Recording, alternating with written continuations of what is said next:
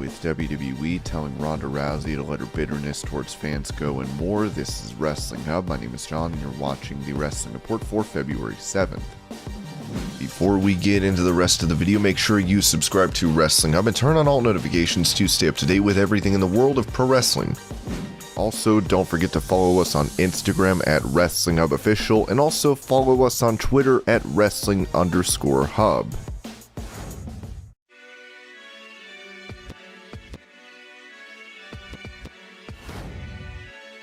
With him having to take time away from WWE due to a neck injury, Drew McIntyre would make his return to action at the Royal Rumble pay-per-view. Talking about the company working around his injury, Dave Meltzer said on Wrestling Observer Radio that he's not 100%. He's going to do TVs, he's not going to do house shows for now. He's still working on rehab. It's not like he's fixed or anything, but you know, he is back on TV, which, I mean, he'll do the match with Moss in Saudi Arabia, and probably wrestle Corbin at WrestleMania most likely. And I'm going to guess that he'll probably run through them, but he did come back very quickly. The theory is that by WrestleMania he'll be okay. That was always the hoped for thing, is that he'll be healthy enough by Mania. I mean, look, he was in the Rumble for a long time, and he threw people around. It was also noted that there are still plans for McIntyre to face Roman Reigns in the future. They like him, and he's being groomed for Roman Reigns. It's down the line, so the people who are groomed for Roman Reigns are going to be protected until they get to Roman Reigns.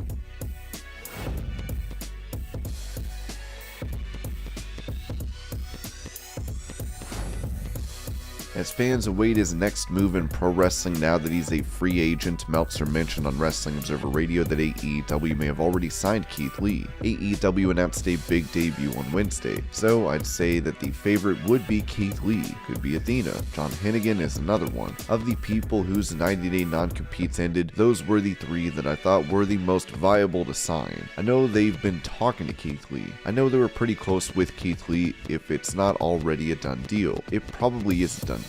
I don't know that officially, but that's kind of been the word going around. Hennigan, you know what you got. I think with Athena, you know what you got, and actually, she would be good. Keith is an interesting one. I know what Keith was in 2018, and even toned down and told not what to do, he's good at in NXT. He did still get over. Main roster was a disaster.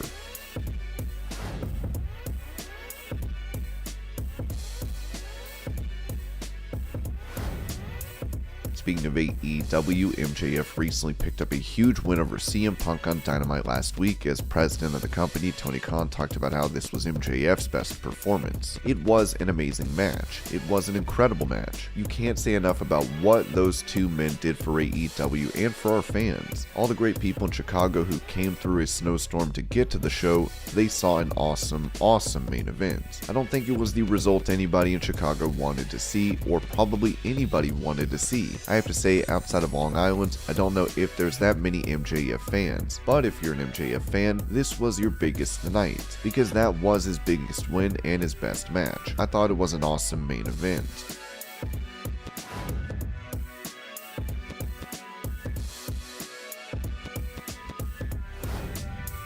It was recently found out that Goldberg will be facing off against Roman Reigns in Saudi Arabia for the Universal title, as that match was supposed to take place years back at WrestleMania 36. Reigns would have to pull out of that bout due to medical reasons, with Meltzer saying that WWE has wanted Roman to beat Goldberg for a while now. Goldberg and Roman makes sense. They've been wanting to do that match. I don't see Goldberg winning. Like, you could do, like, have Brock Lesnar get his retribution, cost Goldberg the championship. Then Goldberg could defend it, but I don't see that happening. I think that Reigns just beats Goldberg, because they've been wanting to have Reigns beat Goldberg for a couple years now.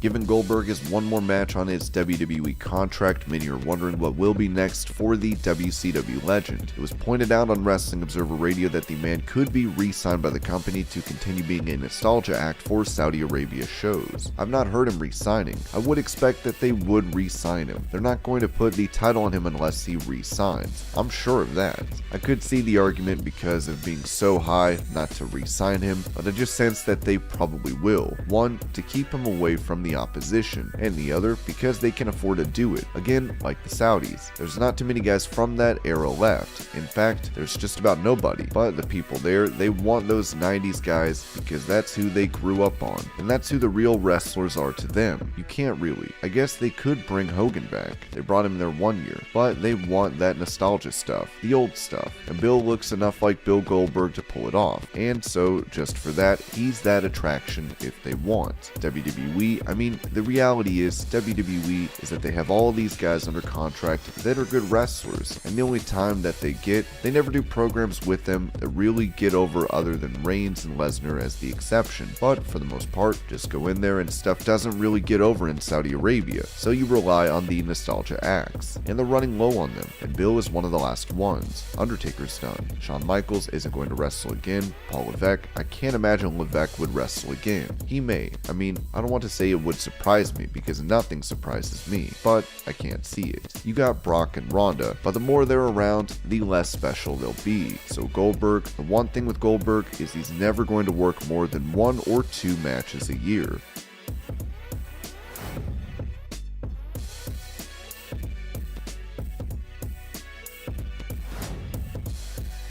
With news of him potentially re-signing with the company, Goldberg said during a WWE documentary that he wants to work for the promotion as long as he can. I genuinely appreciate every single human being that has been a fan at any time of my career, because that means I did something right along the way. People see me as a mythical character. When I'm in the ring every once in a while, I'm here to show people that it doesn't matter your age. It matters only about your desire, your willingness to work. I never imagined there would still be an opportunity. I never imagined that there would still be the desire for me to go out and do what I did when I was on top. So things change, people. Change and situations change. I may be 54, but I really am more than willing to continue to learn about this business. And as long as I have something to offer it, then I'll still be a part of it.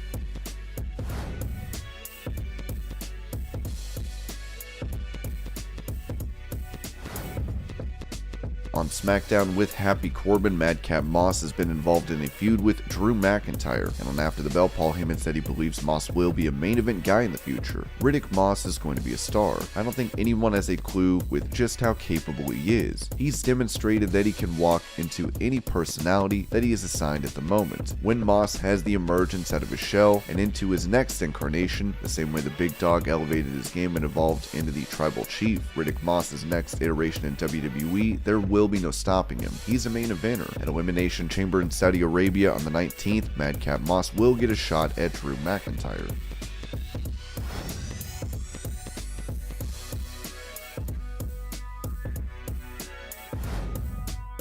After winning the championship from Lesnar at the Royal Rumble, Lashley is set to defend the WWE title in the Elimination Chamber, as the former champ will be in that match. Talking to Bleacher Report, Lashley was asked about facing Brock in an MMA-style bout, as the champion said, "Oh, it all interests me. The only thing that doesn't interest me is a street fight. I think what I can do with my fist is going to be more brutal than what I could do with a kendo stick or with a table or with a chair. I don't think we even need that, and I think he feels the same way. I think he'd rather suplex me than swing a stick at me. So many people want to see it, that a pit fight would be cool. Put on some MMA gloves and get in the cage. I think any one of those things interests me." It was previously reported by Ringside News that Lashley already has an opponent locked in for Mania, so we'll have to wait and see who it is.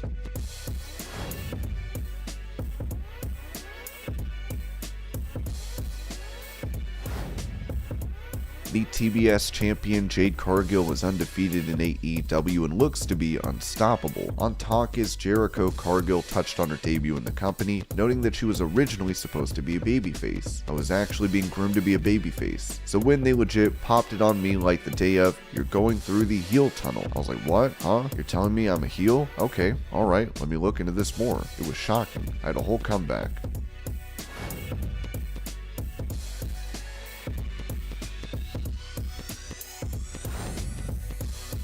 When it comes to WWE dealing with their TV partners, Meltzer would point out that the company is giving preferential treatment to Fox over the USA Network. Fox doesn't need WWE, but they're doing everything to appease Fox. They put Lesnar on Fox, they put Ronda Rousey on Fox, Charlotte Flair is on Fox, which Fox has always wanted, so they got her. It's very clear right now that SmackDown is getting the best end of the deal because SmackDown does well under Fox's average. Raw does 4 times, essentially USA's average, so Fox can take or leave it, so they're going to make sure. But Fox is a much better vehicle for SmackDown. I mean, if for whatever reason, and I don't expect this to happen, Fox goes, you know what, we don't got NFL on Thursday. The whole idea was going to be a big sports weekend. Thursday is going to be the NFL, Friday is going to be SmackDown, Saturday is going to be college football, and then Sunday is going to be the NFL. That was what they were going to build the whole network around. Thursday football was very successful, but they didn't bid to keep it. It ended up actually is going streaming. Obviously, they're still going to have Saturday and Sunday with the college football and pro football, but they don't need that bridge.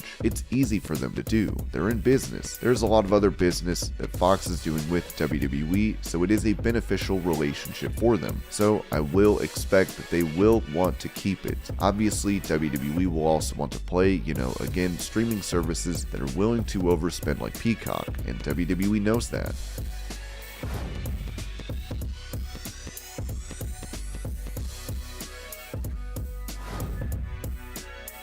Speaking to Wrestling Inc., AJ Styles was asked about WWE stars having to read and recite scripts word for word, as the Phenomenal One said, "I take what's given, and sure, I'll suggest things, but I take what's given and make it my own. A lot of people say word for word, but that's not me, because the writers are not from Gainesville, Georgia, so that's not how AJ Styles will talk in a promo. I have to change it and make it my own. And truth is, it is a lot easier to remember if you do that. There's a lot of things being said about that, and I'll just make sure everybody knows the facts. I don't say it word for word. I do not do it." During that interview, AJ would also talk about working with Vince McMahon. "I love it. So many things I had heard about him in the past, and then I go and meet this man, and we get along great. It's one of those things, if you go up to him and you're honest and you're professional, you have no problems."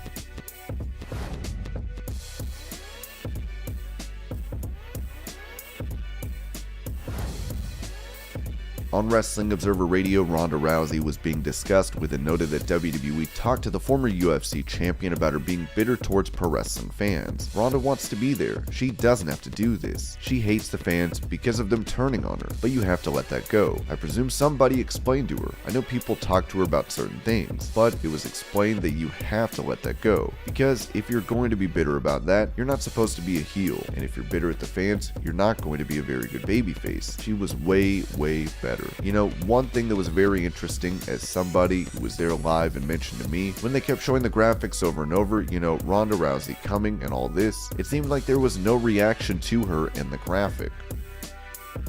And this was your Pro Wrestling News Update. I hope you're all having a great day. Thank you so much for watching, and I'll see you later.